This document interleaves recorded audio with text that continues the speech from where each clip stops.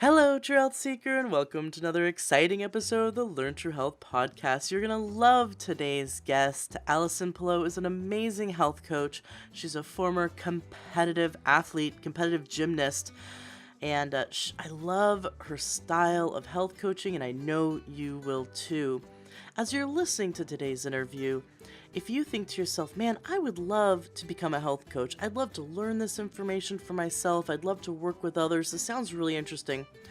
Then I highly recommend checking out the Institute for Integrative Nutrition. I completed their program last year and I absolutely loved it. It was life-changing. I've said this before in other shows, but I would have taken their entire year-long program. It's all online. I would have taken it for the personal growth alone.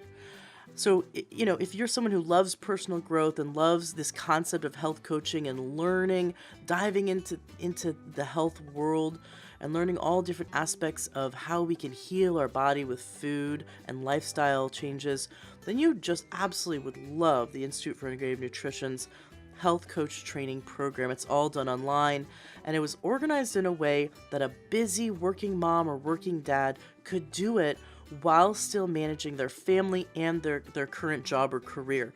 Or women who stay at home, for example, or super busy with all their kids. They designed it in a way that you could complete all the coursework during the evenings or on your commute or on the weekends. They really help you. They make it very flexible for the busy working mom or dad.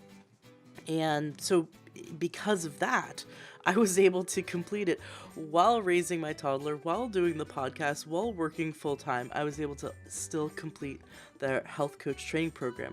So if I can do it, you can absolutely do it. Plus, they have an amazing program that makes it affordable. They have a payment plan that is incredibly affordable and very generous of them to provide so that everyone has the opportunity to get into their program, to learn this information, and they also train you in the business. And so you hit the ground running. You actually start taking clients within the first 5.5 months of the course. And so by the end of the course, you can have a thriving coaching business if that's what you're interested in, which is really, really exciting. Now, I negotiated with them that my listeners would get the absolutely best deal.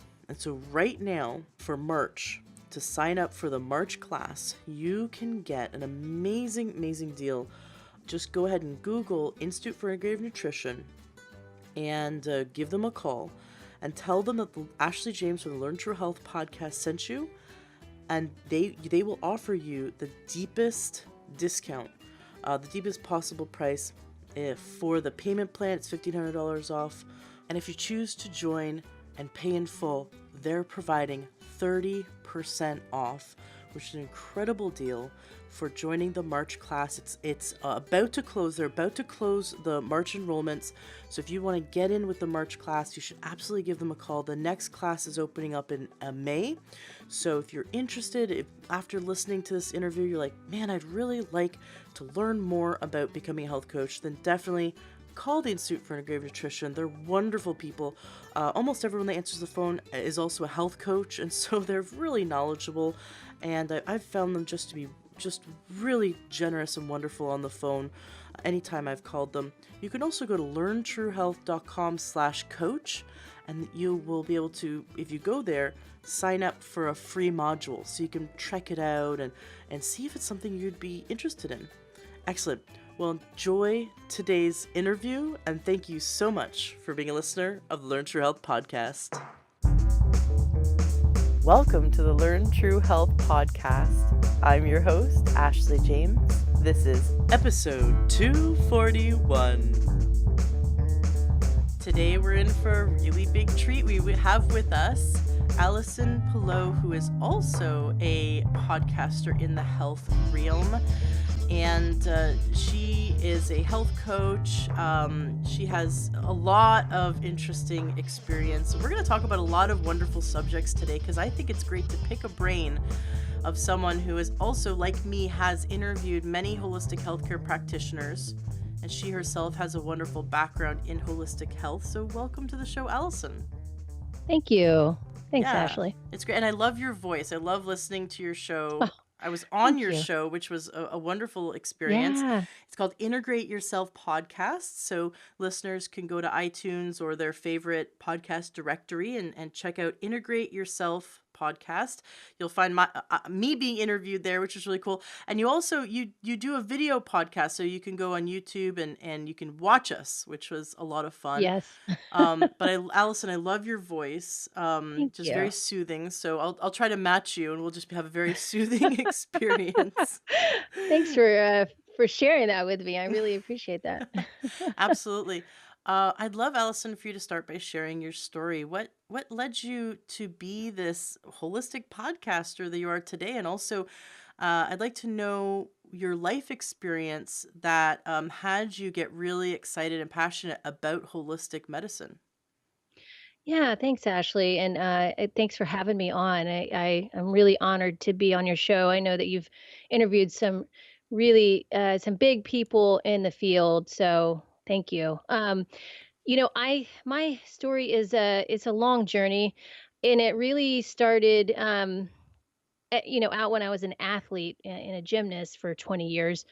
I've always been involved with athletics, but I never really put good nutrition or what I understood to be good nutrition together with physical performance and digestion and how that really plays a part in your metabolism and how you feel and how you perform. So, I didn't really understand that till I became a mom, quite honestly, and my body started to change and my hormones started to change. And so, um, you know, it kind of threw me for a loop because being an athlete, I was in so much control of my body all the time. All of a sudden, I wasn't anymore, and I had no idea what to do. So, I had to learn because actually back then, and I'm 45 now, so when I had kids, I was in my late 20s, and this was back in during a time where a lot of this information was not available, so I had to actually stumbled upon, Paul Chek's work, if you're familiar with him, of the Chek Institute, and he wrote a book called How to Eat, Move, and Be Healthy, and it totally blew me away, and I couldn't believe and now thinking back on it, I'm, like, thinking to myself, "How could I not believe food plays such a part in your well-being?" But, for some reason and being an athlete, they don't really teach you that. So, It's um amazing. I know, it really is amazing thinking back, and I'm like, "Wow, I can't believe no one teaches athletes, how to eat well." We do Mm-hmm. eat pretty crappy. So, and it's all about, like, keeping your weight down when you're a gymnast, and it's really not Mm. about good nutrition. So luckily, I didn't fall into any of the eating disorders, but, because I just love food too much, but, but, part of that psychologically does get to you, so but going back, like, even before I stumbled upon Paul Chek's work, my son actually had, an issue with his immunity, and had a really, really bad reaction to vaccines, which we can talk about later. And then with all that, I was having severe digestive issues, and this was after my second child. So looking back on it, I realized that I was pretty malnourished. I was kind of depleted because this was my second child and they were about 2 years apart, which is pretty close. And so I was realizing that, back then I was like, I didn't know really what was going on because I'd never actually had to deal with anything like that before. And I was in bed with, in pain with, I just, none of the doctors could help me. They said nothing was wrong with me. They would give me something like Tums or milk of magnesia. And I'm like, this isn't really doing anything. It's actually making things much worse. Mm-hmm. So, what I did then that's when I stumbled upon Paul Chek's work, and then I got into, gluten free, and I realized that, okay, I probably have a sensitivity to gluten. And, I did, and so did my son, but, that's when our life kinda changed, and we started looking at organic food and how that also plays a part in, the quality of food that you take into your body and, the chemicals that you take into your body through our food system right now too, and how you really have to read the labels because you just can't trust that they're not gonna put chemicals in your food because there are a lot of chemicals in the food right now just so they can preserve it. Um, so anyway, that kind of started my journey there. And, because I just didn't really know anything back then. I was really, it was really depleted. So, when you are depleted, you have not much energy and you're trying to you're a young mom. It's hard to even like take any new information in. Mm-hmm. so, so anyway, I decided from then on, became so passionate about it, and it just blew me away, the information. And I felt so much better when I started implementing all these changes. I decided to start teaching other people how to do this. So that started my journey as as a nutrition coach. And I had already started back into personal training again after kids, and so that was already going on, but then I was able to bring in good nutrition to help people, or nutritional guidance to help people on that journey too, because I realized that really some people I would work out in the gym and there'd be no change because they weren't implementing the diet aspect of it. Mm-hmm. So, I thought that was extremely important. But not only that, as I've gotten older over the years, and seen other changes in my body hormonally, and seen changes in other people that I work with.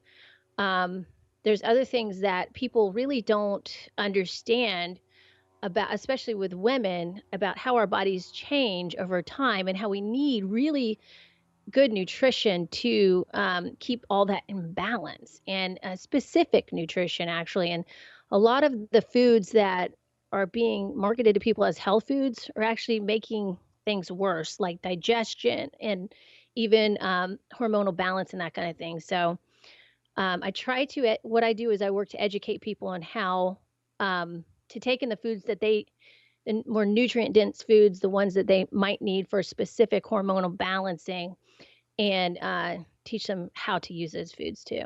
Yay. Well, I definitely want to address that. Yeah, sure. I also definitely want to hear more about your experience with vaccines and what you do now with your son instead of vaccines. Because I just interviewed a pediatrician who said that he has something like 13,000 children in his practice. It's him, three other doctors, and three nurse practitioners, and he's been a practitioner for I think it's close to 30 years, or just over 30 years. And his goal was to reduce and then eliminate creating autism, or any Yeah. type of autistic spectrum in his patients. And what he says is, the second a pediatrician sees developmental delays occur after a vaccine, the vaccine should be completely stopped. And then, just reassess. And he has been able to catch in his practice when a child starts to go down that road and stop the vaccine. So, like, let's say they're at 6 months old. You can tell they're developing at the right level, and then they get their vaccines, and all of a sudden they just completely regress. He stops. He Right. goes, okay, no more, and he watches and waits and helps them boost their immune system. And what interesting, I mean, I think everyone should listen to this interview because it just completely blew my mind. It was amazing. But what he said was that right now the influenza is going around so bad that in Portland, Oregon, the wait times in emergency rooms and clinics was between 5 and 7 hours. That was last weekend. Wow. And he said his entire clinic of 13,000 child patients, right? Yeah.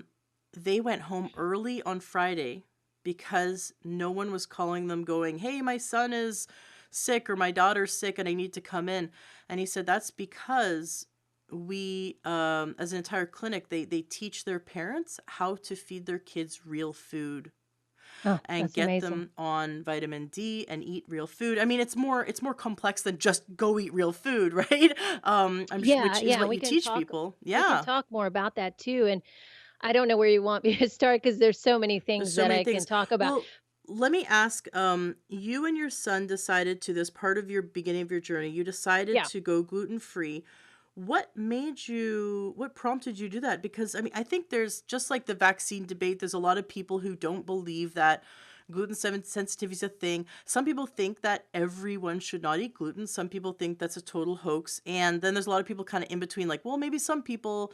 I've heard so many different things from so many doctors.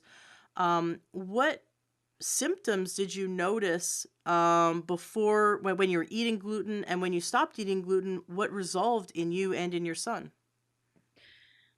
Well, first, I just want to address something that you mentioned earlier in that statement, which was like, why are people more sensitive to gluten right now? That's a great question. And I'll share with you too what I went through with him.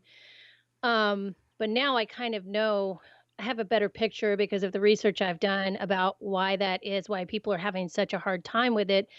And it seems really simple, but estrogen, which is a stress hormone, actually makes your gut more sensitive to gluten.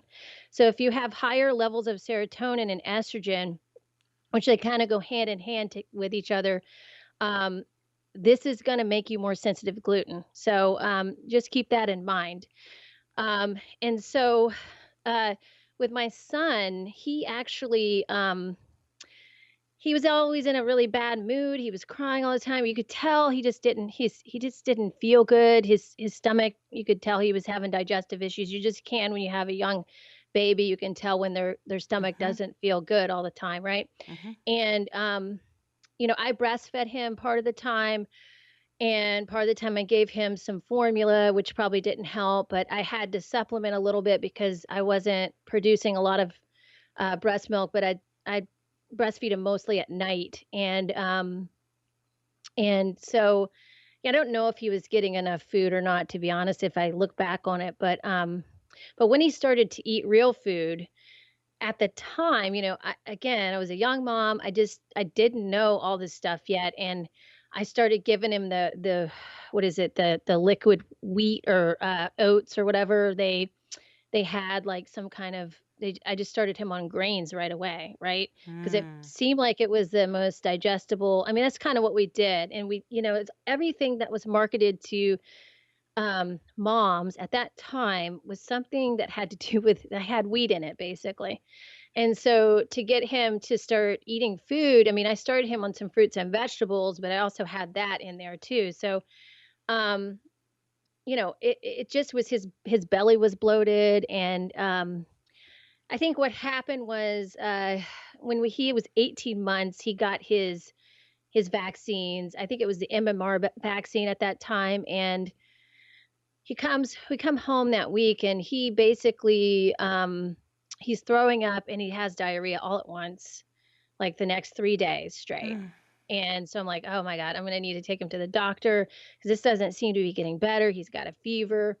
So, he started, like, by the 3rd day, it seemed like he started getting better.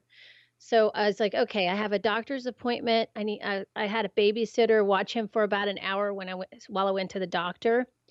And, then I get a call from her that he's not breathing, and I was like, "Holy crap." I said, "First of all, okay, keep doing CPR on him. I'm gonna call 911, and, I'm gonna get home as quick as I can." Of course, I'm like 20 minutes away, freaking out, I was like, I didn't know what was going on. So, I get to the house, and the ambulance is already there, and he's okay, but he's passed out.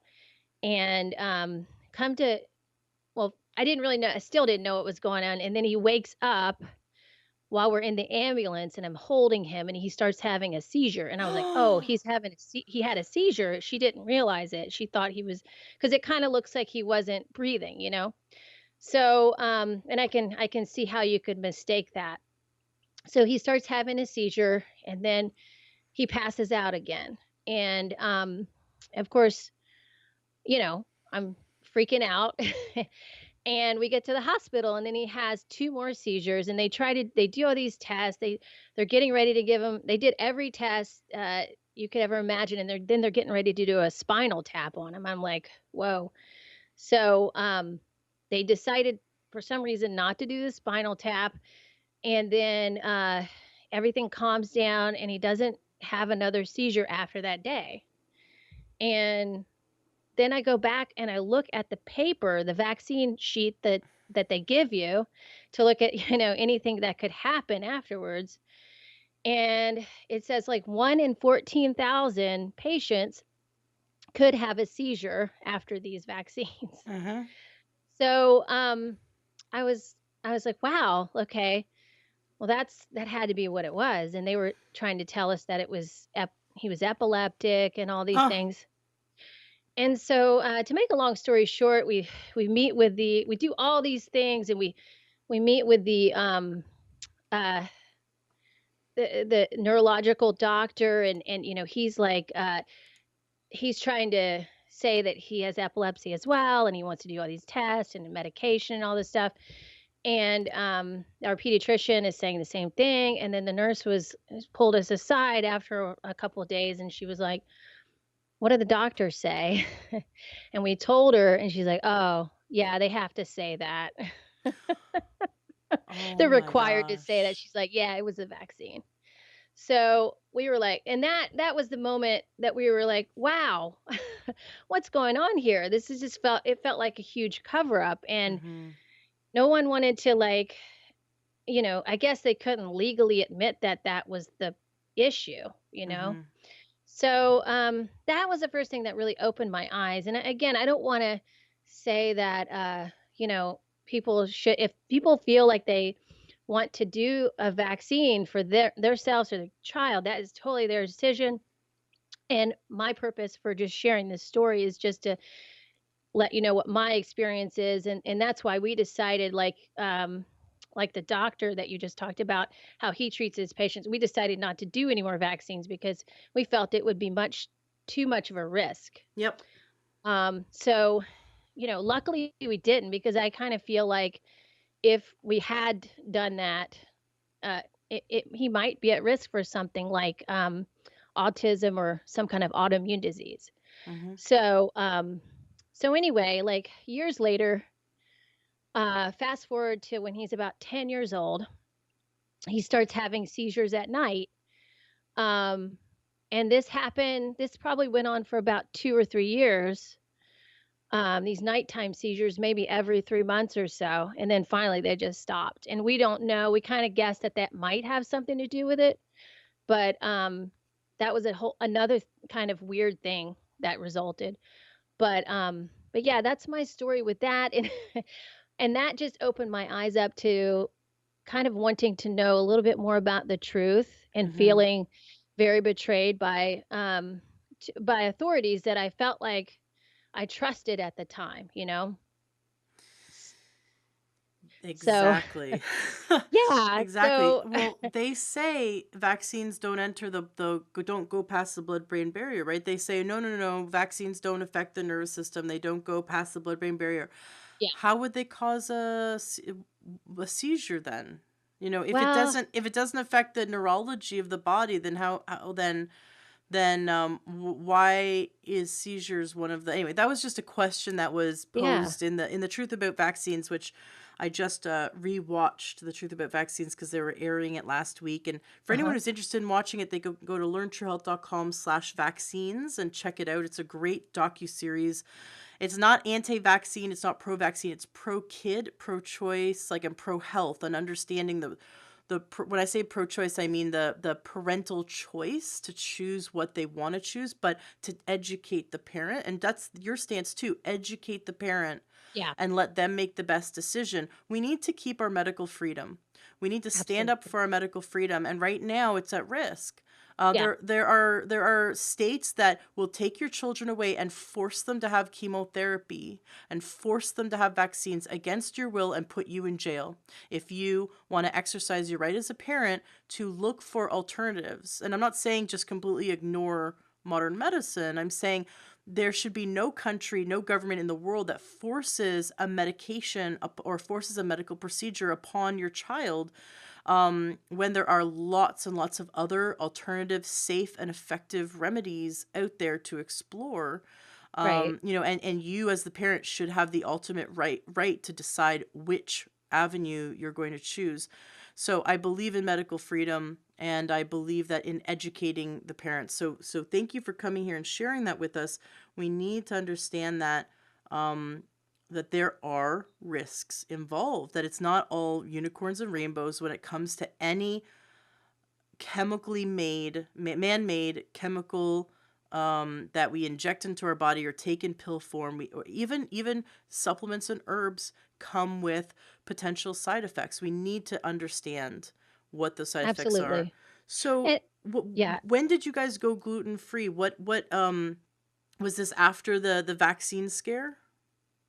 Yeah, so I think what I discovered was it was related to his immunity and to the state of his immunity. So, Mm, we have something called an innate immunity and then an adaptive immunity, and your innate immunity is more like your first line of defense. So if you're well nourished, you have all the um, you have all the energy reserves you can that you need for fighting off something, then your innate immune system comes into the mix, and it does its job and you don't ever get sick.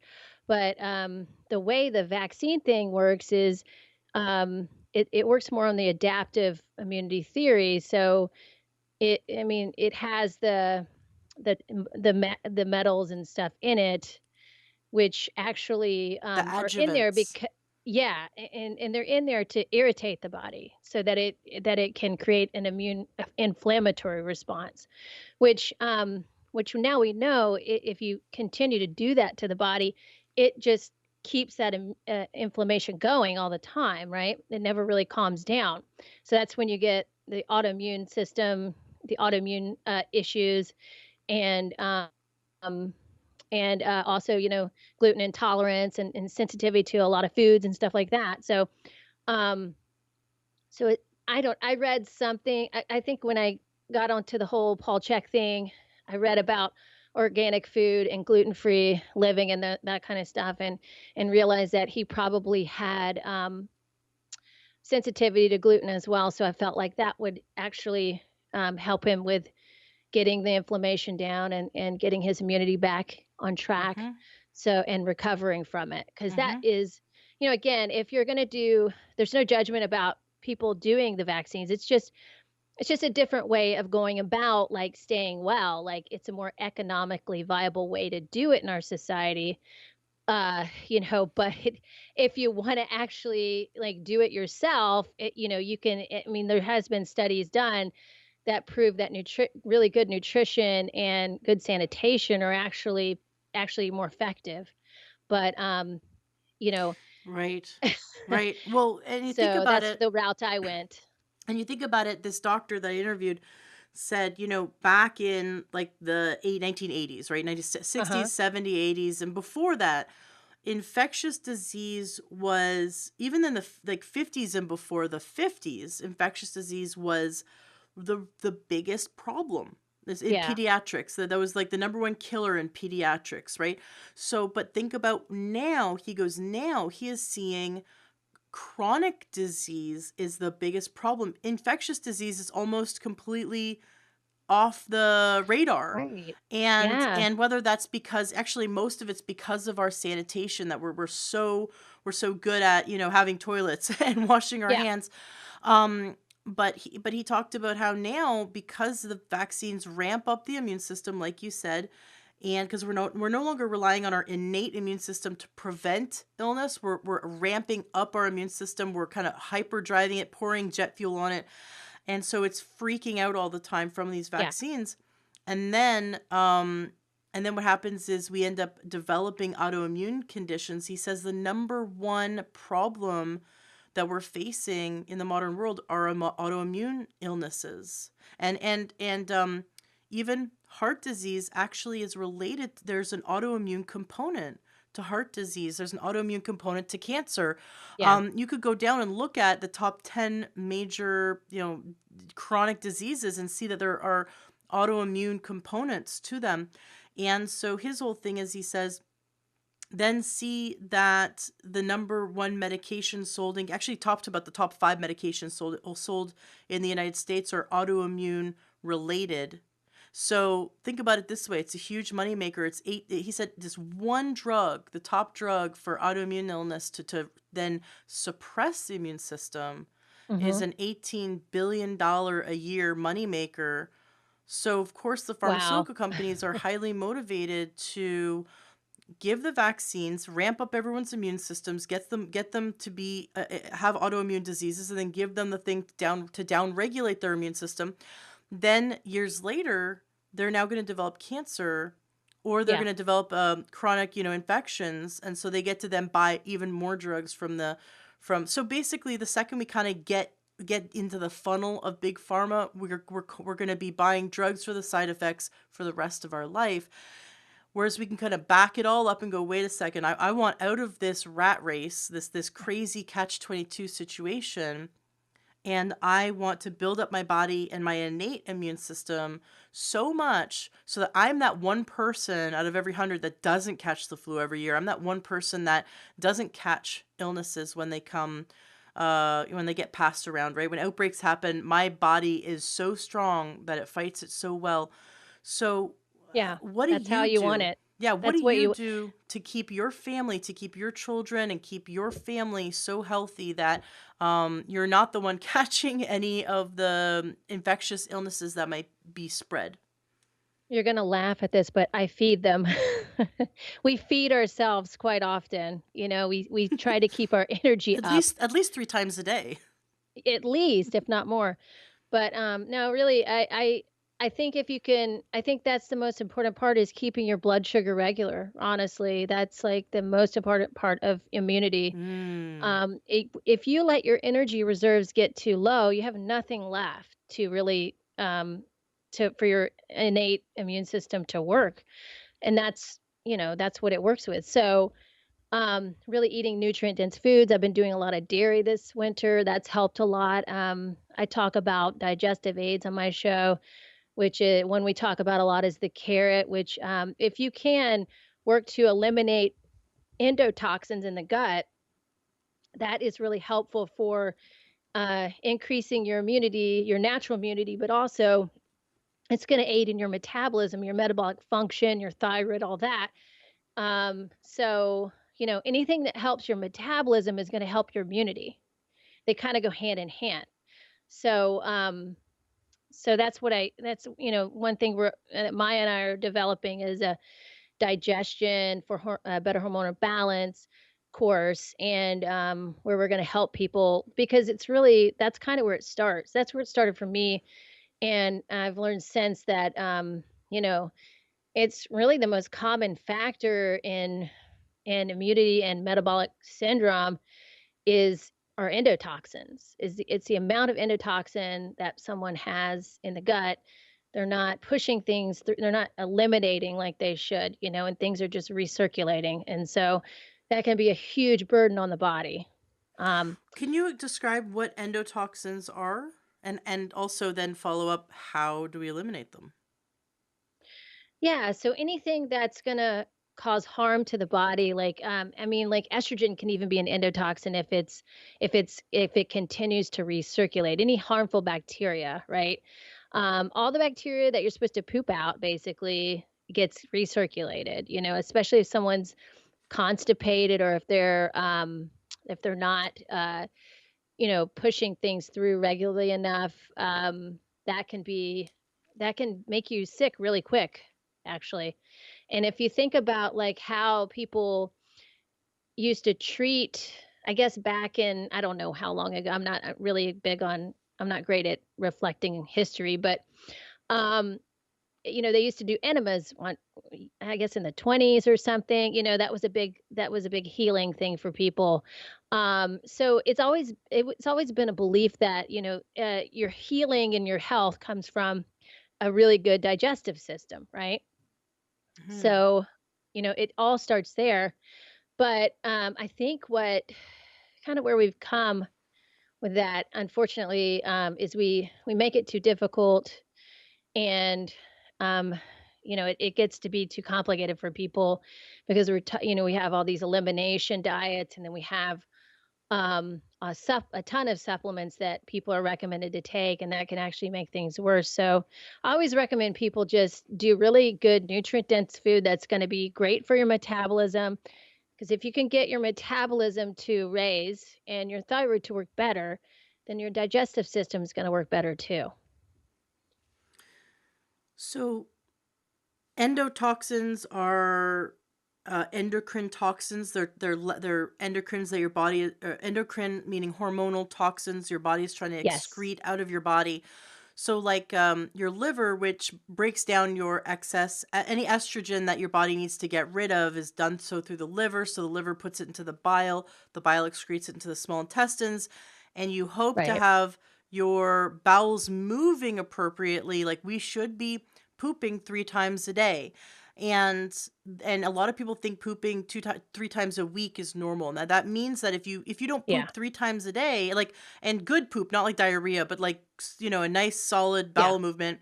I have an entire show on how to have the perfect poop with Dr. Heidi Samani. It's a I actually Or did at it with least her one. in person, and just to watch her like move her hands and express about how to have a perfect poop. But no, That's it's funny. it's great. Yeah, Or at once a least once a day, at least day. once a Yeah, at day. But least. Yeah. ideally, Dr. Molly Niedermeyer, who's naturopath in Seattle, she was the dean of Bastyr, the naturopathic college here. She said Oh, to me yeah. that you should poop within 20 minutes of waking and 20 minutes after eating, after every meal. And that means you have a very Yeah. active and healthy digestive system. It should be well formed, and you shouldn't need to strain. You could also get a squatty potty, or like, put your feet up on Yeah. some books, or not that I don't think you should have books in the books near a toilet in the bathroom other than to read. I don't, Right. but I mean, if you get boxes or something. But a squatty potty is fantastic because Yeah. it relieves that that strain. There's a muscle that pulls on your rectum, and it totally relieves it, and so the poop just comes right out. It's wonderful. Takes like 30 seconds to have Right. a Yeah. complete and non-messy bowel That's movement. why we're supposed to squat. We're supposed to Yeah. squat, And exactly. that's why squatting is important. You gotta know how to squat, and it's really important, especially as you get older. Mhm. Um, not just for pooping, but also for, being able to function, right? Well, you have these amazing yoga videos. I love, in fact, it was very therapeutic for me just to watch your video. I didn't attend like Oh, to thanks. do the activities. I felt kind of like I was bird watching. I mean, I'm not, I feel like I'm watching this thing being done that I was like watching a bird fly. It's like that's interesting. I would love to do what you do. It's kind of on my bucket list actually to be able to follow along with your yoga videos, but anyone who wants to see the absolute most relaxing yoga videos, go check out Allison's YouTube channel. I think like some things that you do out on your porch in the sunlight, it was so Yeah. relaxing, and the music. I thought, man, Thanks. that's kind of on. I gotta tell you, that's like one of my health goals. I've to look like you and do the yoga Aw. that you do. But that kind of strength and core strength and flexibility. I mean, it's a wonderful practice to do that. Um, Tell us a bit about what health benefits you saw when you integrated yoga into your life.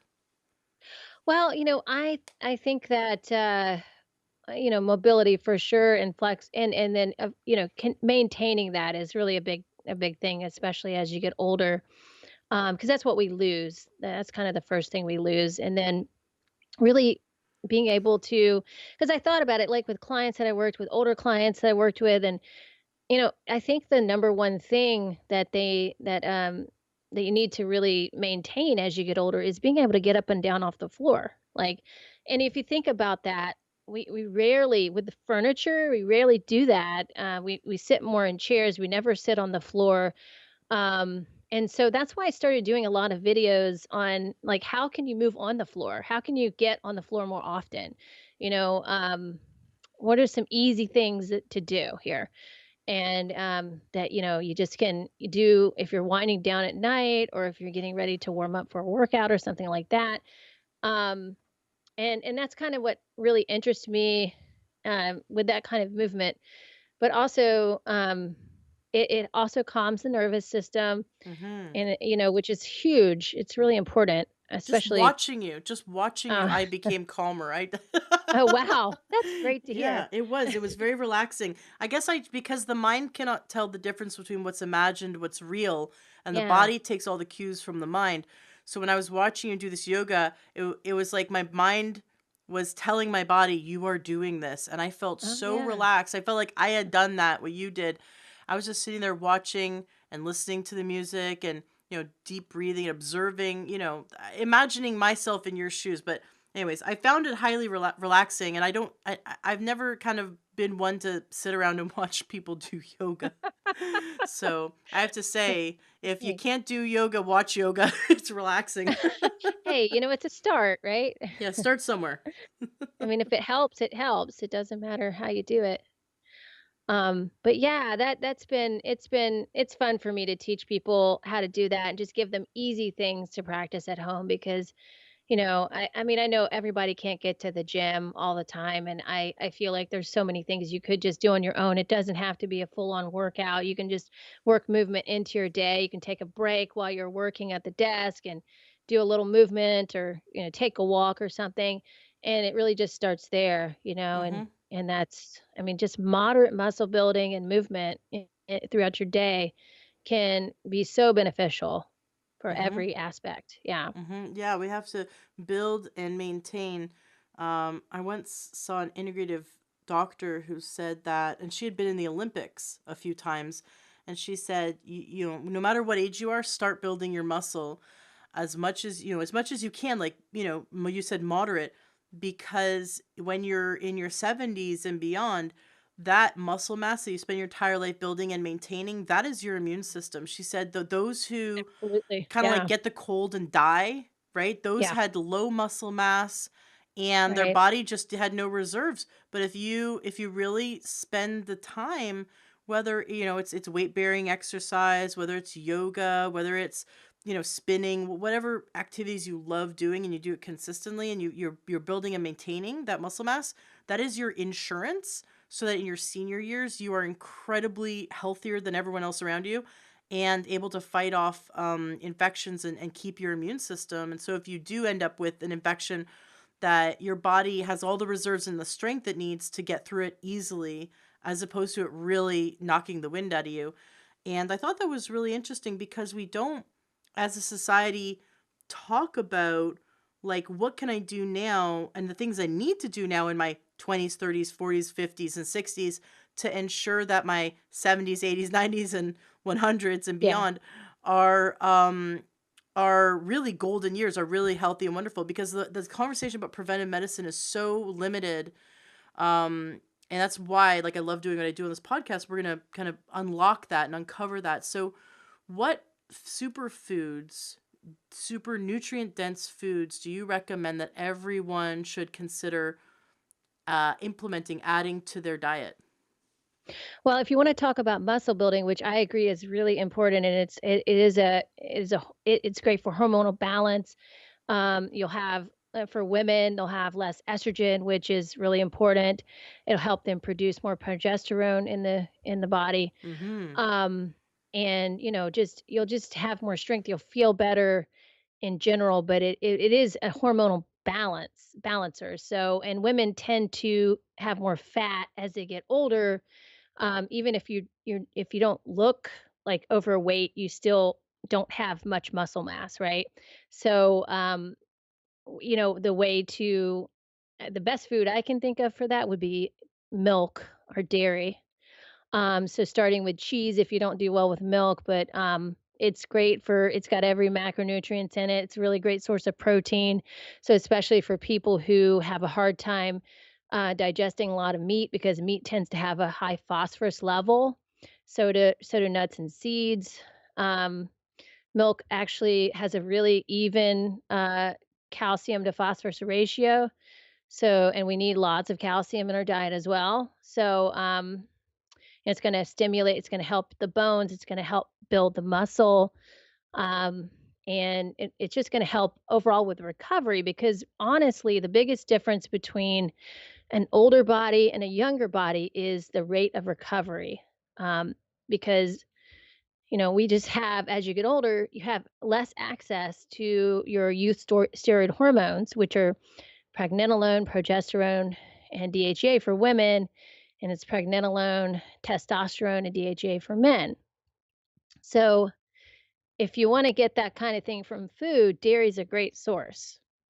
It's interesting you say dairy. I'm so on the fence with dairy. I'm Yeah. dairy free. My whole family actually is, or all of us um have just we can't digest it. We can't digest it, but we can handle ghee, and we can Okay. handle small amounts of goat's milk.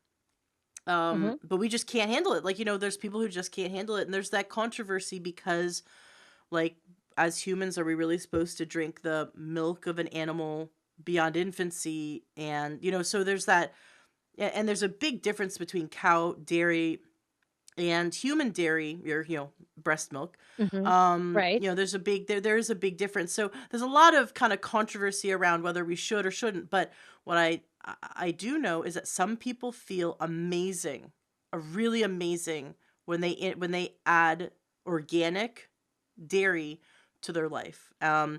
Joshua, the creator of the Institute for Integrative Nutrition, shares this in his program. Last year, I just completed the Institute for Integrative Nutrition, a year-long health coach training program. And he was a vegan, and he was in India, and he was studying yoga and ashrams and things like that. And he felt so deplete. And they kept telling him, just like, have some dairy, have some dairy. And he's like, but Right. I'm a vegan. And he added the dairy, and he felt amazing. It was like a religious experience. His body felt rejuvenated. And he goes, look, in India, there's a lot of people who are vegetarian and they also do Yeah. dairy, and it's very healthy. It just depends on what body type you are. Certain people really resonate. So I think it's just, you can't, there's biodiversity. We can't say that there's one diet for the entire world. Yeah. I think people should try, like, everyone should try gluten free for a few months and just see how it feels. No barley, wheat, or rye, or go grain free. Even don't even worry about gluten. Just go grain free and try it. A lot of people find a healing benefits because it's a anti-inflammatory diet to go grain free. And then some people Yeah. should try going on dairy if they've never tried dairy, or going off dairy and just seeing. So for Well, you uh-huh. find that dairy is an incredibly healing food? Is it organic? Are there certain, like, Well, would you do whey, or do you just drink it straight, or do you cheese? Like, how do you do your dairy?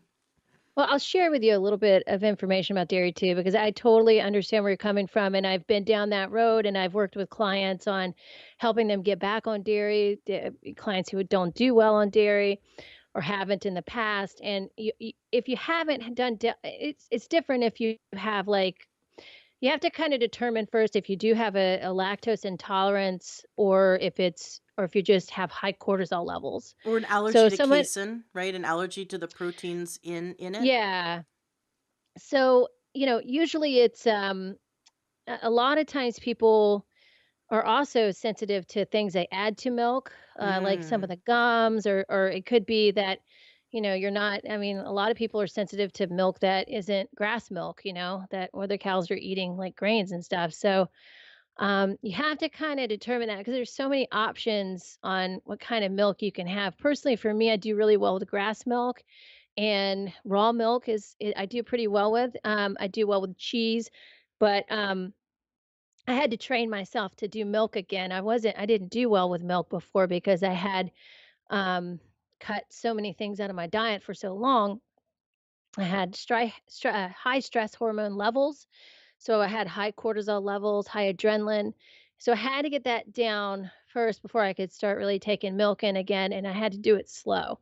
So those are the things to consider. Like anybody can start drinking milk again if they want to, or put dairy back in their diet if they want to. It's just a matter of like, are you wanting to like train your body to do it again? Because that's how you have to go about it. Um, so, for anybody who wants to do that, I personally wanted to do it because it's such a nutrient dense food and it's really easy. And it's a great way to keep my hormones balanced, especially in the wintertime when we don't have as much light, because it is a source of thyroid and progesterone as well. It has a little bit of those in it. So, I do grass milk, and I do cheese and cottage cheese and all that stuff. I do a lot of that with fruit. If you're bringing it back, if you have cut it out for a long time, I always suggest starting with cheese since it doesn't have lactose in it, because a lot of people have a hard time with that. Also, bring it back in slow, so very small amounts, or you could start with goat milk, um, that kind of thing. But um, you know, you can you do have that option. It's just a matter of like being able to do it, coming up with a plan to bring back dairy back in. And that's really what it comes down to. But it's just really, it depends on the state of someone's body and metabolism, Mm-hmm. is what I've found. Yeah, Mm-hmm. I think it's important to experiment and, make one change at a time and then absolutely. just see how you respond. And really, like 7 days isn't enough. I know I talk about how I did like a 7-day gluten free challenge. And by the fifth day, my husband and I were like, we're never eating gluten again. We feel so amazing. And I think that's the Right. exception and instead of the norm. I don't think um, that people have like this giant transformation within 5 days of going off gluten unless they were really like their body really needed to go off of it, like I did. And also, then the question is, like you said, maybe it's not the dairy, maybe it's what the cow ate. Like, was the cow being fed GMO corn filled with glyphosate, filled with Yeah. Roundup? And if so, then you could be really reacting to that, by cutting out barley, wheat, and rye, and we also cut out oats at the same time from our diet. My husband and I started feeling so amazing within 5 days. We had just brought our pesticide load and our herbicide load way down, uh, because right at that very time we weren't choosing 100% organic, and so any of at the time, I think we had gone from like eating fast food and once in a while, that kind of like, so we were kind of like the standard American diet. And then we cut out barley, wheat, rye, and oats. And we started taking some mineral supplements. We started to go, okay, well, what can we eat instead? Okay, well, I guess we got to eat more fruits and vegetables. But within 5 days, we felt so good. And Yeah. we were still eating meat. We weren't going 100% organic. At the time, it was just, what our budget could afford. But we felt so good. And that 1 month, that first month of being gluten free, I lost 25 pounds in water weight. And I wasn't like I That's wasn't awesome. like I didn't have like edema. Like, you couldn't look at my legs and go, or Right. my hands or something and go, yo, she has edema. Like, it was 25 pounds of water weight that I didn't know I was carrying around. And by going gluten free, my husband and I, we went down. My husband went down 2 ring sizes, and I went down 1.5 ring sizes. We waited about 6 months before we had our rings adjusted because we thought, okay, maybe this is temporary; it'll come back. And I was kind of sick of having my rings fly off my fingers. Yeah. Um, and so, yeah, we had our rings adjusted, and that was 7 years ago. And it through my entire pregnancy, I didn't need to take my rings off. My friend said, "Oh yeah, the first thing that's gonna happen in your pregnancy, your fingers are gonna balloon out, and you're gonna need to take your rings off." I didn't need to take my rings off my entire Yeah. pregnancy. So I think that a lot of people don't realize, because when they do the gluten free challenge, I've had people go, "Oh, I didn't notice the difference." Well, but maybe you didn't notice a difference in feeling, but maybe you lost 5 or 10 pounds of water weight. Maybe little tiny things like your rings are slightly looser means that the gluten, or maybe it wasn't even the gluten, but maybe it was all of the pesticides that come along with it, Yeah. Well, are yeah. causing inflammation in the body. So, like look at the quality of the food, which is what you said with your dairy. Look at the quality of that dairy. Absolutely, and I think, grains are just such a different food from what I like like a milk or a dairy product, as well. Think about the nutrient quality of each, like, the really, and when you think about gluten too, the way it's prepared, like, it really needs to be traditionally prepared for it even to be digestible. It needs to be able to germinate and ferment, and it's not prepared that way on a mass scale. So it's really hard to find that kind of thing. So we're just eating like some, basically, it's dead and it's nutrient void, and they put fortify vitamins and iron and all kinds of stuff back into it, but it's not.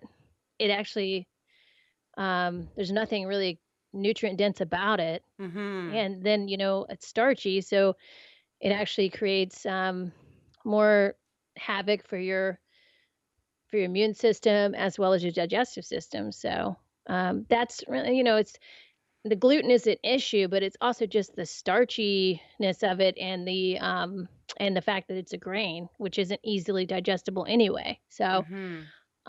so that's the way I look at it. And with milk, it's something worth like for me with gluten, I just didn't miss it. So it was easy for me to actually take it out of the diet. But for some people, they really love it. And it's tough. But Mhm. and like you said, some people don't notice a difference. So for those people, it's gonna be hard, It's especially if they don't notice right, anything. but it's fun. I think it's fun. I Yeah. actually I really appreciate the food restrictions I have because like I did an IgG test and found out but both my husband and I are both it's funny we are both almost allergic to the exact same things which makes it so easy to cook.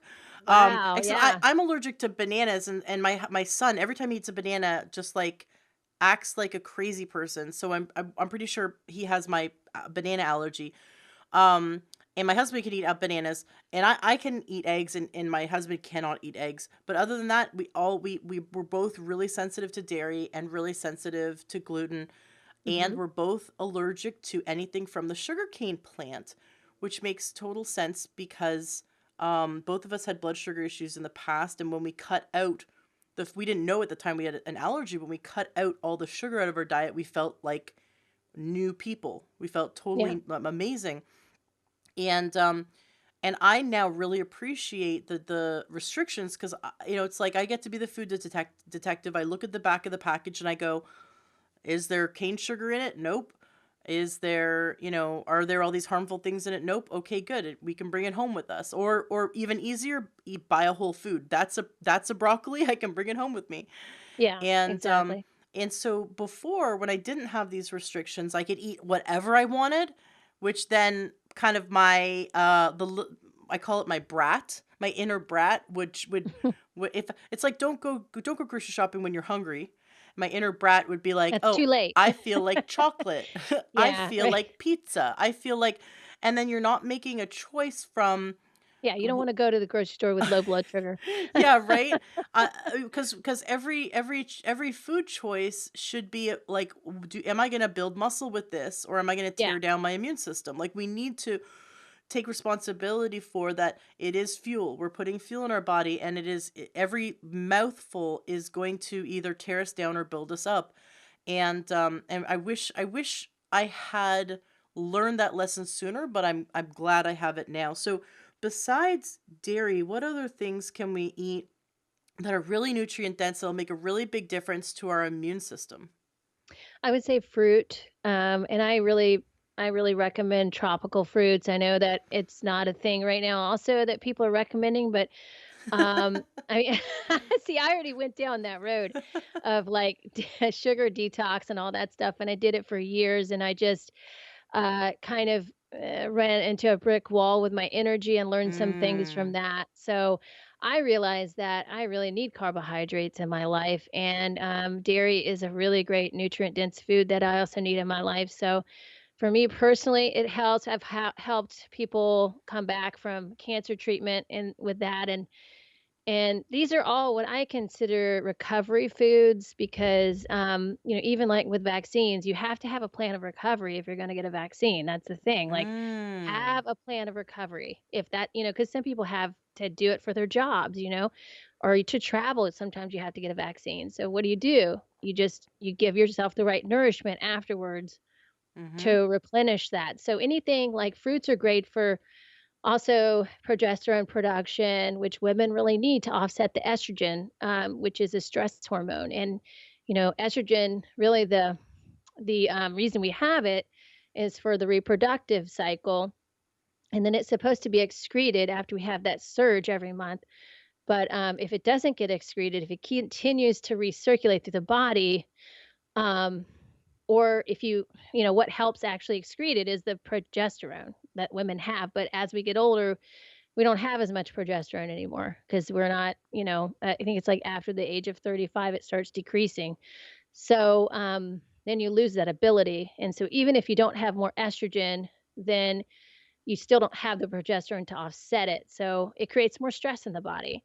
So what I say is just eat more fruit because that's going to help you produce the progesterone as well as the milk does too, or any kind of dairy product.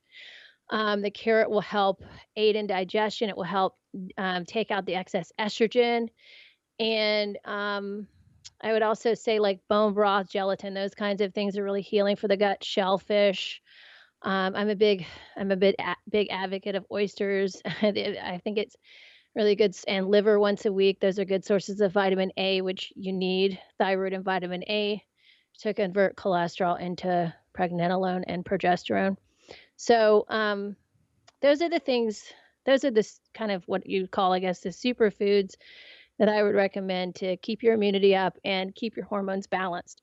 So you say tropical fruit. What are your favorite kinds of nutrient dense tropical fruits?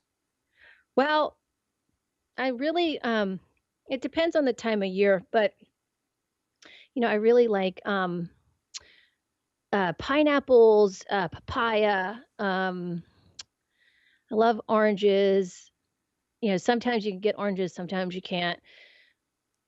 Yeah, pretty much, off the top of my head, melons aren't so much tropical, but melons are great too. So those kinds of things, and I try to get those when I can.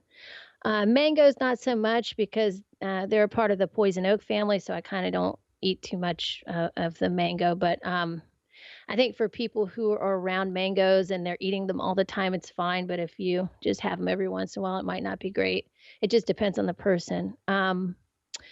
But yeah, just anything that's grown in a tropical environment, pretty much like a kiwi or something too, or watermelon is grown in a warm environment too. So those kinds of things are what I eat mostly in the summertime, but because I can't get them as much in the winter, um, but yeah, if I can Why get 'em too. tropical fruit? Is there like as opposed to all the rest of the fruit like berries and apples, like what is it about tropical fruit? So berries are fine, it's just that provide some it they're not gonna provide you with enough, of the energy and nutrients that you're gonna get from the tropical fruits, and, tropical fruits, I from the research that I've done, they have especially if they're grown in warmer climates, they have a little bit of saturated fat in them as well, which is interesting. But they just have the mineral content. They're high in potassium. Some of them are, and just really high in minerals. So the sugar comes with a lot of nutrients. So Mm-hmm. the sugar is kind of a delivery system for the nutrients you get from the fruit.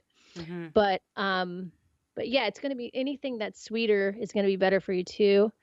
The apple is great. I like to cook my apples so they're more digestible because it's a little harder to digest apples sometimes for some people. So cooking them for and pears too is going to be a little better.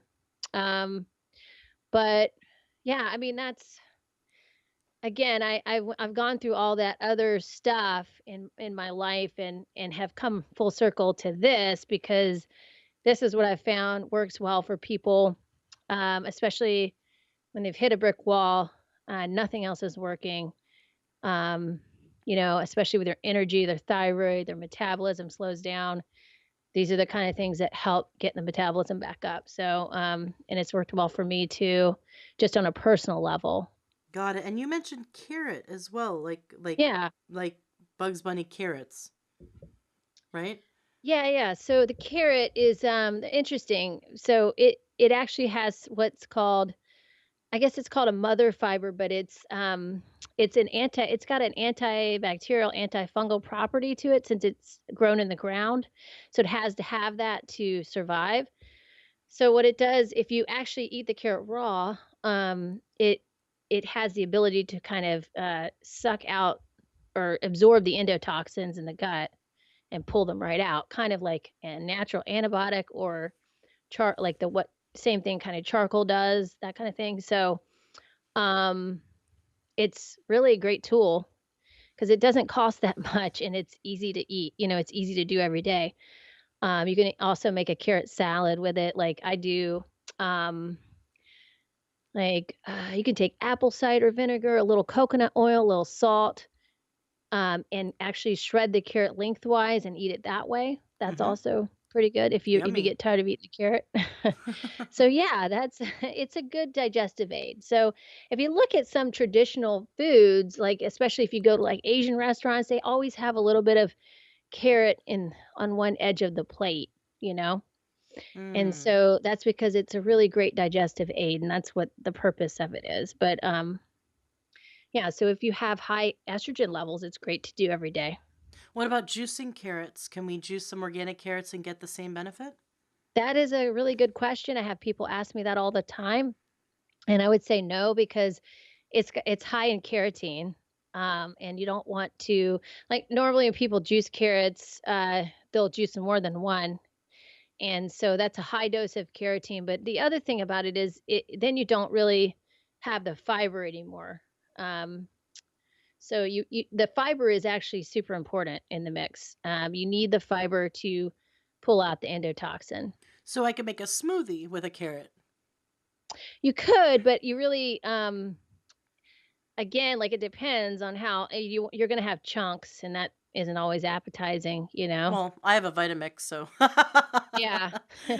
I don't know, like, somebody asked me that the other day, and I'm not really sure how well that would work. Again, it might be you might get ground up too much to where you don't get the benefits of the fiber. I'm not just really sure. just Yeah. eat the damn carrot, Ashley. Is that what you're Just eat saying? it. Just eat the damn carrot. Yeah, right? It's not that hard. It's a carrot. Just eat it. Yeah, I just take it, I peel it, and I just eat it while I'm doing something, Do I have or to whatever. peel it? I never peel carrots. I think that's so weird. I just eat. Really? Yeah, I don't. I mean, well, because I studied macrobiotic cooking when my mom had cancer. I studied from a macrobiotic chef Okay, because I yeah. was I was doing all of her cooking, and they didn't. She said, "Don't peel the carrot. You're peeling away all the nutrients. Just wash it." And so I've never gotten into the habit of Yeah, I've heard peeling that. carrots. I just wash the carrot and I cut it up and eat it that way. But is there a reason yeah. to peel it other than, I don't know, aesthetics? I know I heard a long time ago that it was that outer part is not digestible, so that's why I peel it, but I don't know for sure. Mm, Um, that would definitely be something to look up, but I think, I peel it because it tastes better to me, mhm. being peeled. Yeah, I don't like how the outer coating tastes, I love so, rainbow carrots. yeah. Have you seen this? Is like they came out of nowhere a few Yeah, years ago. Like all of a sudden out of nowhere, there's white carrots, and I mean not out of nowhere, but like yeah, grocery stores usually only had one kind of carrot. Now it's like, ooh, artesian I carrots are know. purple and white and yellow and orange. And my son Yeah, they loves them. It's great the carrots. best thing you could do for toddlers is let them have a choice. Do you want the white carrot, the orange carrot, the yellow carrot, or the purple carrot? And they just love choice. And That's a good idea. because one day, my son loves purple carrots and will only eat the purple carrots. And the next day, it's like, I only Mm. want to eat the white carrots. And so, like whatever, you get to choose which kind of carrot. You have four Yeah. choices. Which kind of carrot do you want? And then they don't realize that their only choice was carrots because it's like, ooh, I have a Yeah, but choice. they it gives them illusion of choice, which, I Yeah. mean, for kids, that's important. They need to have choice to feel in control a little bit. So that's a Exactly. great thing that you're doing. Yeah, it was wonderful. I thank you to all the organic farmers that started growing artesian carrots. And now at my Yeah. Costco, just the other day, I bought a 10-pound bag of organic rainbow carrots for like nothing. I mean, it's Costco, right? So it was like I thought Yeah. this is great. This is awesome. Okay, Right. so we did carrots, tropical fruit, and dairy. What other nutrient dense foods do you love implementing in your clients' diets that you see make a really big difference?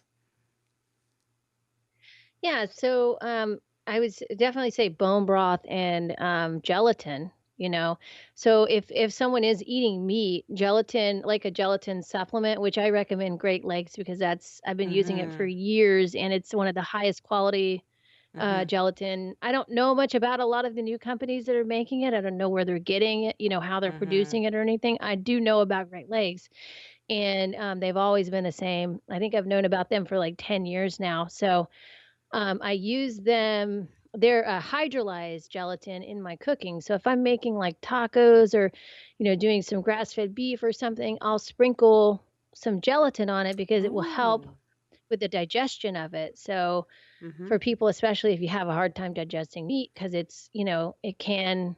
I think I've heard something about like if it's a loose meat, it can produce more lactic acid in the body, which you don't want. So Mm-hmm. the gelatin being on there, the glycine is really helpful for offsetting that. So that's why I added in because if you think about traditionally how we used to eat meat, we would eat it with the other organs and skin and everything. But Mm-hmm. now we're just eating muscle meat mostly, and that can it just eating muscle meat by itself can create some inflammation. So Mm-hmm. that's why I add the gelatin to it. But you can also do bone broth with your food, and just drink it out of a cup with your meal. And that actually aids in the absorption of minerals and vitamins that you're already taking in. Now, when you say you sprinkle the gelatin onto your food, is it at the end once you're about ready to Mhm. serve it? Then you just sprinkle it on like you would a seasoning or salt right at the end? No, no, during the cooking because you want it to dissolve. Okay, because I heard Yeah. I heard that if you heat up gelatin, that it would denature it. I just heard this from someone, so I wasn't sure your stance on heating up the gelatin. It's the it's the hydrolyzed, so it can be heated or cooled. Oh, It's the okay. different you don't wanna get the kind you don't wanna get the kind you actually would make Jello with or something like that, Right, or a right. dessert, that's a whole different kind, and that's harder to digest for people if you're unless you're cooking with it, right? With unless you're making a specific thing with that, like a gummy bear or, I guess Jello or pudding or something, but, if you are just using it to either put in a smoothie or you're cooking like how I mentioned with it, uh, then I would say the hydrolyze, it's in a green canister and Great Lakes makes it, and it's for people it's helps you they've made it so it's easier to digest. Excellent, got it. Because I love Great Lakes. I get their kosher gelatin from Great Lakes to make my Yeah. I make a coconut um like dark chocolate cacao pudding, which is just out of this world. Oh, that sounds And great. yeah, I'll give you the recipe. It's I actually posted it up Yeah. on my site. So if someone types into if you go to learntohealth.com, they type in like chocolate pudding, they should find it. Mhm. I'll give you the recipe. I've spent like months perfecting the recipe, but it's I was doing keto for many months on the ketogenic diet, and before that I was paleo. And since then, actually, because the influence of several interviews, my husband and I went meatless. I still do eggs, and I'm fine with doing gelatin, and I'm fine with eating chicken a Mhm. few times a week. But we've like I'm 95% meatless. My husband's 100%. He was the biggest meat eater. You got to get like it was steak for every meal, or sausages. I mean, it was like Yeah. he was a big meat eater, and we went meatless, and he went meatless totally willingly. And he's like, I a date like 2 days into it, he's like, I never want to eat meat again. I feel so great. This is fantastic, because I cook delicious food. And he goes like, he's like, Yeah. I feel like I could eat this every day. Like I would make great bean dishes and lentil dishes. And he's like, this is delicious. Like just keep feeding me this food, and I'll never go back to meat. So he's very happy. Um, Uh-huh. and but this type of jello pudding I made out of desperation, because I was sitting there after like a few years of being, sugar free, and then being paleo and then keto, and going, I don't know, like I have a sweet tooth and I want to eat chocolate, but like I can't. And so I'm sitting there going, well, what do I have in my kitchen? Like, what? Well, I've got coconut and Right. coconut oil and coconut milk, and I have dark chocolate cacao, and I've got stevia.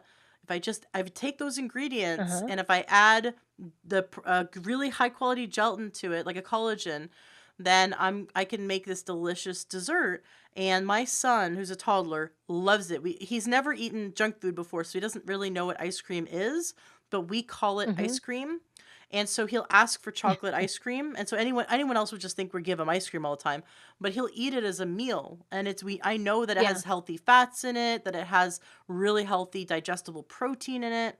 And it's so delicious, and you can eat it like, and each serving is only 100 calories, so you can have like just this really nutrient dense serving of food and feel really full as a snack, or you could eat it as an actual whole meal, like if you're on the go, because I make big batches of it, and then we'll just grab because we pour it into bowls and then put it in the fridge, like little serving bowls, and we'll just grab Oh, one and be nice. like, oh, this is my lunch because I'm really busy, and we know that is delicious. It feels like a dessert, but it's actually a meal.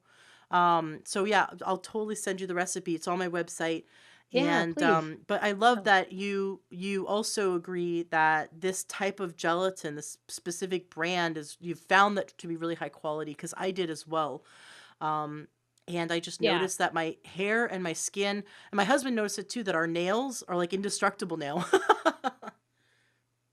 Yeah, yeah, I've noticed that with myself and also clients that have used it. They've noticed that right away too. And I've talked to the owners and they're wonderful people. And they actually just came out with a electrolyte drink that you can mix into your drink now. So like if you're I think that's made with stevia possibly, but yeah, so now you can do basically what people have been doing on their own anyway. They've kind of mixed it and put it all together for you, so it's like basically a natural kind of like Gatorade, but it's not. It's way better, you know.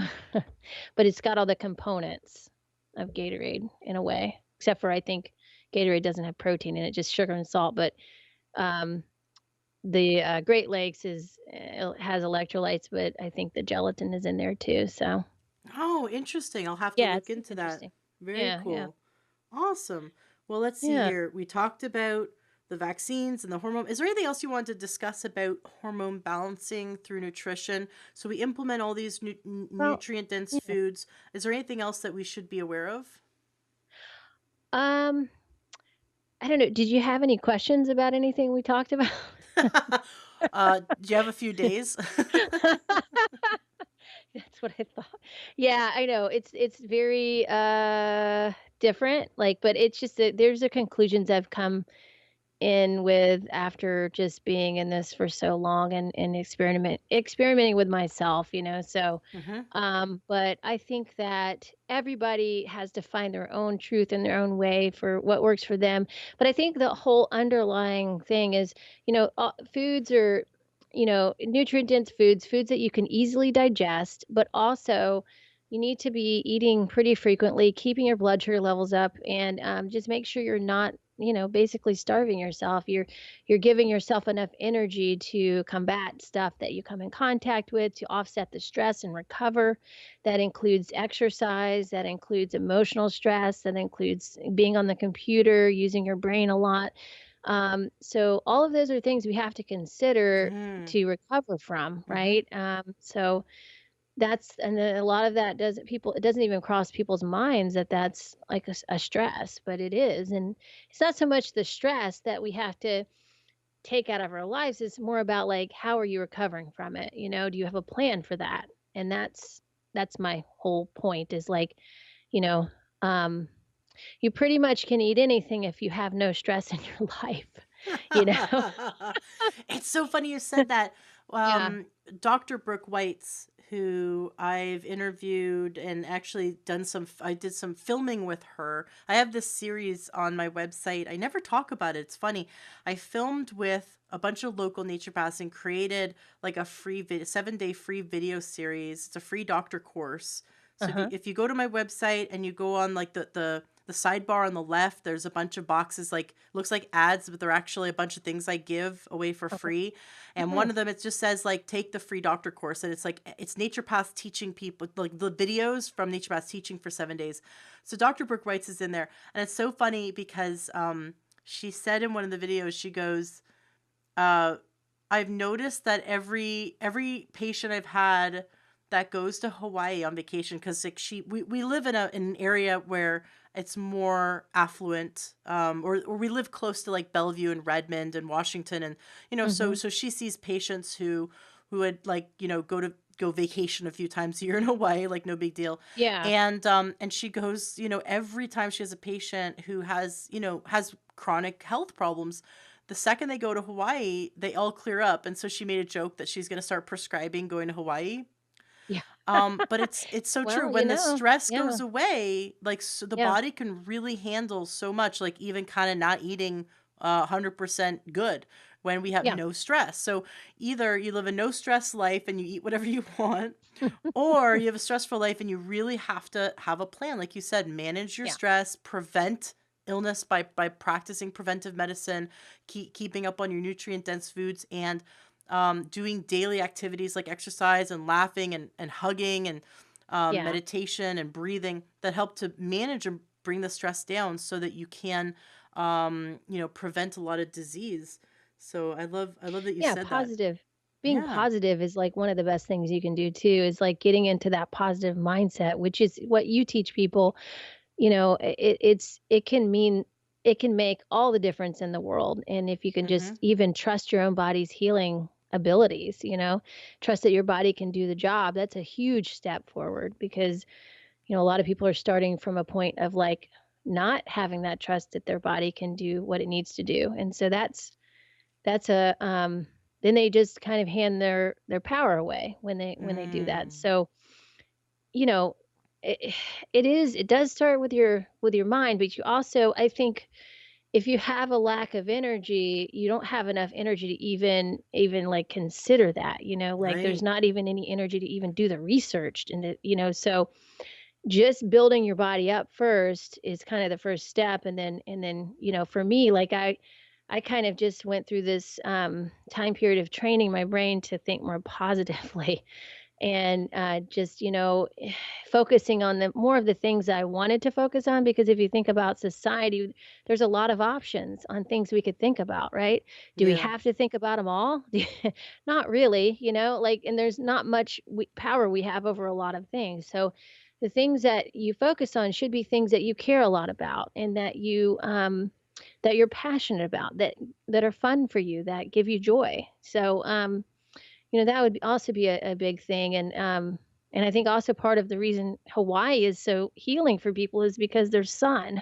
And if you think about the regions we live in, like I'm in Portland, so similar kind of thing. We have a lot of dark days, and that can be very stressful on the body too. So Mm-hmm. again, that's another stress that people don't consider. You have to you have to nourish yourself during those stressful times. Absolutely. Yeah. Now, your podcast, Integrate Yourself, you've Mhm. interviewed a lot of great holistic health practitioners. Just off the top of your head, I'm going to totally put you in the hot seat.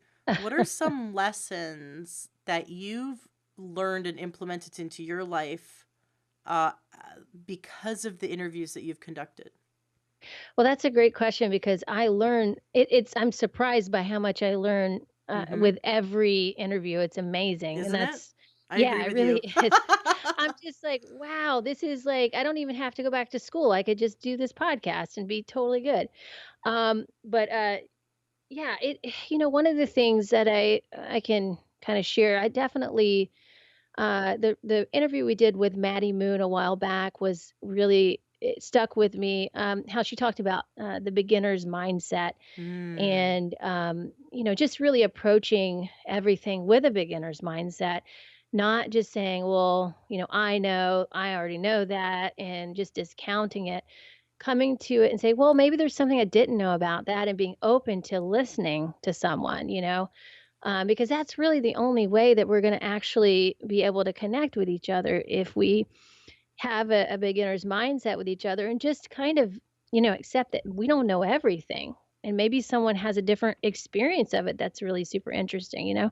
So that was one thing that I always like go back to because it's that's kind of that's what we each bring to the table, is we bring our own experience of life, and how we've in our perspective and our stories. So that's what makes life so interesting. If we all had the same experience, it'd be so boring, right? exactly. Oh, it's wonderful. I agree with you. I feel like I'm in the most advanced college course doing this podcast, so I know what you mean about Yeah. that.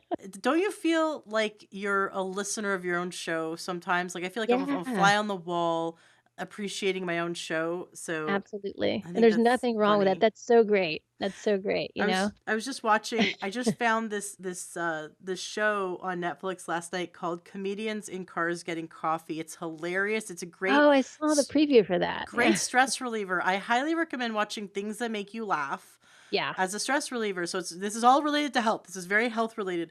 And Jimmy Fallon said that he feels like he's a fan of his own show. And when he said that, I was like, yes, okay, I'm not the only person I that feels that way. I understand. understand that. I'm a fan of my own Yeah. show, and it's not a point of ego. It's like, You have I, to be, though, yeah, you know? you've got it. Yeah, absolutely. But I thought that was really neat. So let's talk about your website, because I want listeners to definitely check out your podcast, and we should know about your services. So Yeah. what do you offer in the way of services? How can people work with you? Well, right now I am offering nutritional coaching from anywhere, so I can do it on Skype or over the phone, but usually on Skype with people, so we can kind of look like so I can see their face and we can talk face to face. Kind of, I've I've helped people all the way from Australia, so that's a total, that's doable. Um, All around the world. All around the world, yeah. So, she's one of my favorite clients actually too, the woman I worked with in Australia. She was really awesome. And, so, and then also with my, of course, my fitness, coaching, I do that one-on-one with people. I have my videos on YouTube to help people and help the clients I have, like, that's some of their homework, but, um for the most part, I do physical coaching, and in person because I just prefer doing that. Right now, I haven't really thought of a good way to do that online yet, so that's how I do that, and that's here in Portland, Oregon. So if you're in Portland, Oregon, you can check me out. I'm at Portland Pace, over in the Northeast area, and I'm also at Evolution Healthcare and Fitness, and I independent contract from both of those places, and I have a few small group classes as well. And then, of course, I have my podcast called Integrate Yourself, and definitely check that out because we talk about a lot of like topics that aren't really talked about, and a lot of, as you probably heard on today's show, some views that aren't really out there yet. So, and that have really helped a lot of people. So, we talk about nutrition on our topic shows. We talk about emotional wellness. We talk about fitness, but we have people from all areas of the health industry on our show. We just talked to Benny Vaughn, he's been doing massage therapy for 42 years. Whoa. Yeah, he was amazing. Whoa, how does Yeah, he keep the integrity of his hands? Like that he must really he do a lot still of s- elbow work and he still um sees 7 people a day, every no. day. Yeah, No, at my peak I could only see 4 people a day yeah, when I was it's doing massage crazy. therapy. I just was like I was spent. So there's some Yeah, he's definitely doing something to keep his energy up after 40 plus years of 7 people a day. That's amazing. absolutely. Where does he practice? Well, he's in Fort Worth, Texas, and he has his own place. It's very high tech like facility, but he's worked with the mini Olympics, and Oh, wow. he actually brought massage therapy to the Olympics. No Like, the USA way. didn't have it yet until he brought it, and so, he's I think he's one of the top, like, Massage Magazine named him one of the top 100 influential people of the industry, so he's, like, amazing, so definitely check that out. What He's a great guy too. He's just really fun and very humble, That's so episode 38, Massage is a Vehicle for Hope with Benny Vaughn. I'm on your yeah. website, so I can Okay. see it's right there. I'm Yeah, psychic. No. yeah, right? How did you um, know? exactly. Um, Your website's pureenergypdx.com. What's that's correct, and, you PDX stands for? oh, Portland. It's a lot of places here do PDX. It's the name, it's the airport, Oh, but okay. it's, Okay. also another name for Portland. Got So, it. Like, we know SeaTac is Seattle, Tacoma. yeah, Okay. Got it. but for Okay. some reason, a lot of businesses use it here, like, it just sounds cool. It sounds cool. So, It but I sounds couldn't like get P90X. I thought, is this related to yeah, P90X? But no, it's just no. so Well, I couldn't get pureenergypdx.com. yeah, I couldn't get pureenergywellness.com, so that's why I did that. But, and I wanted a .com. So, also you can access a free guide to 6 steps to better digestion if you sign up for my newsletter. And I try not to send out too many newsletters, honestly. I just send you the things I that are have important. So I have the opposite problem. I try to send out newsletters. I'm like I right. sit down this week and go, Well, I need to send out an email. Shoot. That's so yeah. funny. It's I have I so many outlets though, that people, right. so it's just like, it's honestly, it's something I'm getting better at, but it has been a little bit, challenging, so I'm It working on it, is but I just want people to have, I just don't wanna be one of the, one of the many emails people get that they just throw away. I want it to be something that people meaningful. can really use, so Yeah. yeah. If you hear from Allison, you open it because Yeah, it means totally. something. She took the time. Just like if you get an email from me, open it. I took like 2 days to figure out what to write to you. So Right. it's important. Exactly. Yeah. Um great. So what else should we check out on your website? Oh, you've got courses, you've got your blog, Yeah, you've got working on you that have better tons of digestion. videos. Yeah, I if you love wanna your check. videos. Oh, thank you. And if you I have the first lesson of my Better Digestion for Hormonal Balance free on there, so you can check that out. And if you're interested in it, definitely get on my newsletter, and then you'll know when that comes out, and you can get on the list for that. But, yeah, that we're working on that right now. Love it. Well, and if you click on the videos tab, I'm looking like 5 videos down. It's a Piriformis Release sequence. And that is one of my favorite stretches. And then you've got the hip Oh, flexor sequence right beside it. That should yeah, be done together. Those are like the two best stretches for people. And they don't even like the modern day people who sit most of the day yeah, because most like 90% of sciatic pain is actually the piriformis muscle, which is yep, one of the butt muscles, right? mhm, absolutely. Has It's deep, deep, is but impinging, yeah, deep in the buttocks. It's yes. impinging the sciatic nerve or part of the sciatic nerve. And so yeah, by releasing that, you're just it's the most amazing like experience. It's spiritual. It's Yeah. highly Well, spiritual experience to release the piriformis muscle. absolutely, because, it's connected to the tailbone. Any tailbone Mm. issues can create a piriformis dysfunction, so it's really great for helping that as well. And I again, I love your videos. So people should just go to your website, pureenergypdx.com, click on the videos tab just to check out the really awesome videos of you on a sunny Thanks. day on your porch. And I those stretches are fantastic. The hip Oh, thanks. flexor stretch is fantastic. And you don't have to be an athlete to do that stretch. Anyone should do No. it, especially if Yeah. you sit like I sit, all day at a desk. um, I one day will own a walking like desk treadmill thing because I think they're so cool. I interviewed a guy that invented one, Oh, yeah. and we have sort of a standing desk. My husband uses it. I don't use. We need to one day we'll revamp the podcasting recording office and we'll have a standing desk. But right now I'm lazy and I sit in a chair all day and I need to do these stretches that are on your website. So There you go, you yeah. just work those into your day and you're good. Yeah, exactly. So I'll Yeah. be a now that I know that those are there cuz I saw one you did where it was about um moving from like the crab to this other Yeah. position. I can't remember what it's called, but Crab to the bear, yeah, maybe? Yep. that one and it was so cool. Like I said, it was so relaxing watching it. But you've also got you're doing like parkour out in nature, like climbing on logs, and Yeah. that's fun to watch too. It's a So lot of fun. Yeah. very cool. Awesome. Well, Allison, Yeah. is there anything that you'd like to share to wrap up today's interview? Is any actionable health tip that you'd like to share, or any insight that you'd like to leave the listeners with? I would just say, if you, uh, I just leave everybody with the carrot. That's like the biggest thing that can make the most impact in Go their eat health. I mean, I carrots. feel like I say it all the time, but it's so simple. I mean, my husband laughs at me now when I say that, but it is. I mean, it's kind of an amazing thing, and but also, keeping your blood sugar regular by eating frequently. Those are the two things that I think can help with everything. Mm-hmm. It gives you that foundation so that you can work on other things. But if you don't have that, if you don't have the digestion in check and the blood sugar, it's really hard to go from there. So once you Mm-hmm. start there, yeah, Wonderful. Yeah, Dr. William Davis was on the show. He wrote the Wheat Belly book, and he's a Yeah, yeah. cardiologist who can reverse heart disease by getting people to stabilize their blood sugar.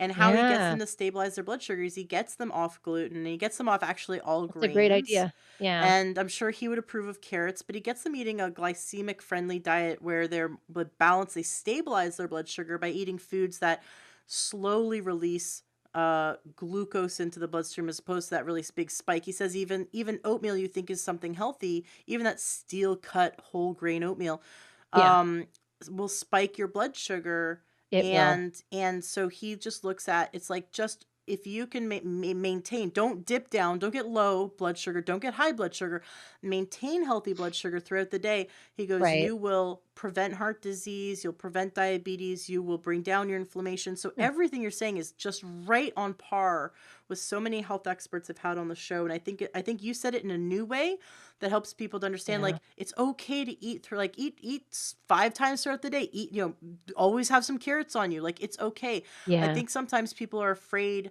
if they eat a snack in between the meals they'll gain weight. It's like, well, if you're eating a handful of almonds, or you're eating, 2 Yeah. carrots, or you're eating an apple, or you're eating, if it's just these little things that'll help, like, nourish your body and give you the strength throughout the day, then you're going to make better decisions because your body doesn't go into the starvation stress mode. And Yeah.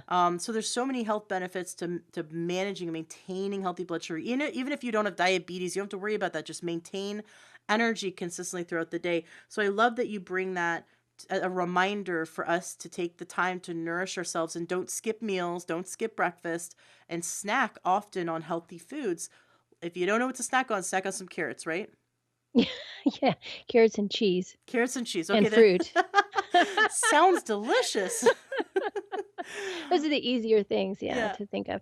But yeah, I mean, yeah, that's my advice. I've found the most benefit from that in my own personal life, but also with my clients. So, um, yeah, we just can't discount those kinds of things that we've had for years, for tradition after tradition. People, we need to get back to that. We need to get back to the things that we know are good for us. So, Excellent.